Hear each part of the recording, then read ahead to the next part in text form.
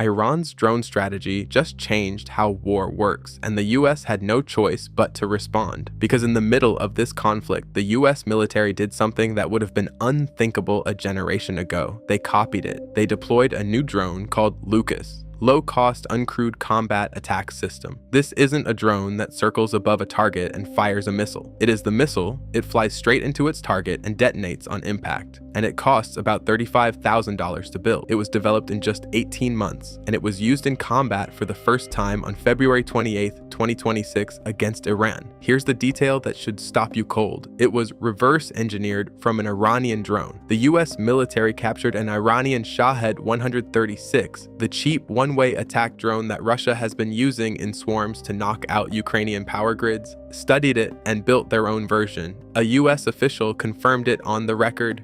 "We obtained an Iranian Shahed, examined it, and replicated it." It pretty much follows the Shahed design. So America just used a copy of an Iranian weapon to strike Iran. But here's the thing, if you think that's the surprising part of this story, you haven't heard the full history. Because the drone that America is famous for, the Predator, the weapon that defined a generation of warfare, that wasn't purely American either. To understand how we got here, you need to go back not to the United States, but to a small country that had a very specific and very urgent problem. This is the history of the drone. It begins in October 1973. Egypt and Syria launch a surprise attack on Israel, the Yom Kippur War. In the opening days, Israel suffers catastrophic losses to Soviet-supplied surface-to-air missile systems. Over 100 Israeli aircraft are shot down. More than 60 pilots are killed. The Israeli Air Force, one of the best in the world, is suddenly terrified of its own airspace. The lesson Israel took from that war was brutal and simple. Pilots are too expensive to lose. You need eyes over the battlefield that don't bleed.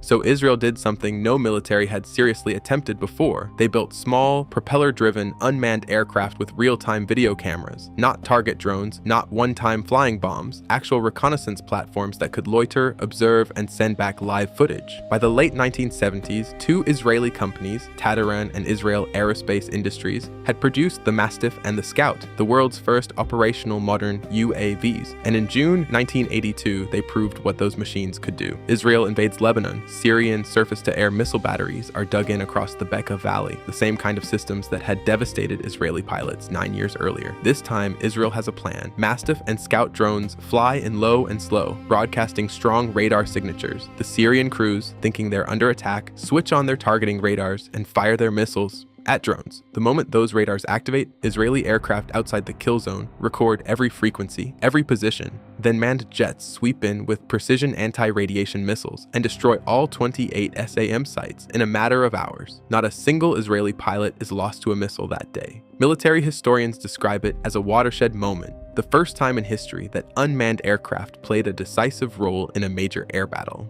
The US military, which had its own forces in Lebanon at the time, watched very closely. It was at this point that America realized it had fallen behind. Through the 1970s, the US had spent billions trying to develop its own military drones. The results were embarrassing. The most advanced program, the Aquila, averaged a crash every 20 hours. The technology simply wasn't working, but there was one man who believed he knew why, and he happened to be Israeli.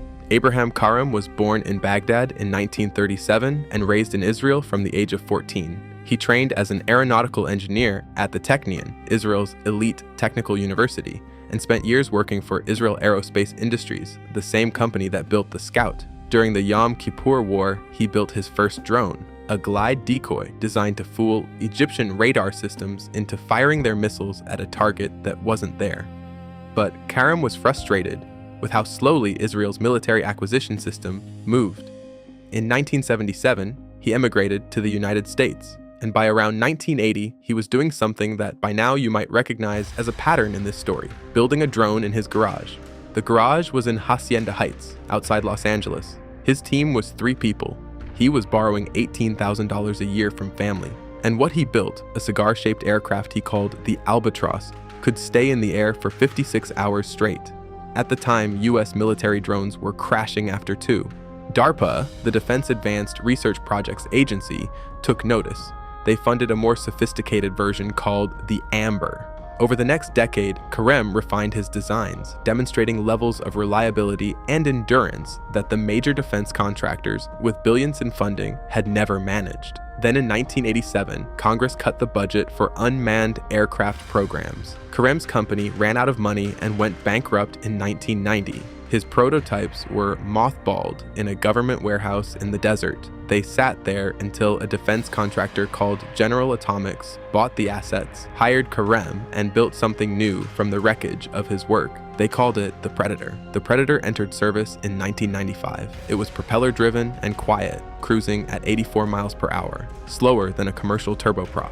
It weighed about as much as a pickup truck. A fighter jet burns fuel hundreds of times faster. The Predator could stay aloft for over 24 hours on a fraction of that consumption. Its sensor ball carried daylight and infrared cameras capable of making out individual people from 5 or 6 miles away. It deployed first to Bosnia in 1995 to monitor Serbian military positions, then to Iraq. It was surveillance equipment, powerful, persistent, revolutionary, but it was not armed. That was about to change.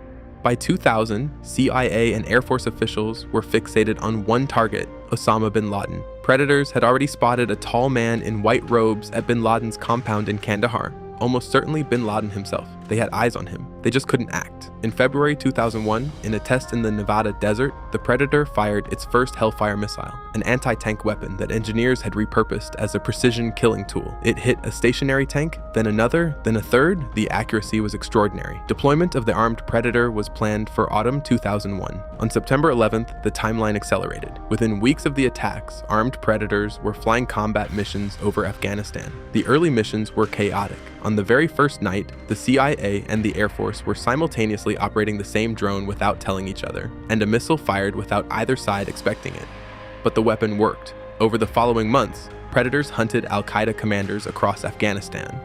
In November 2001, US strikes, with Predator involvement, killed Mohammed Atef, al-Qaeda's military chief, near Kabul. The following year, a Predator strike in Yemen killed Qaid Salim Sinan al-Harithi, the mastermind behind the USS Cole bombing, the first confirmed, publicly acknowledged targeted killing by an armed drone outside a declared war zone. The age of drone warfare had begun.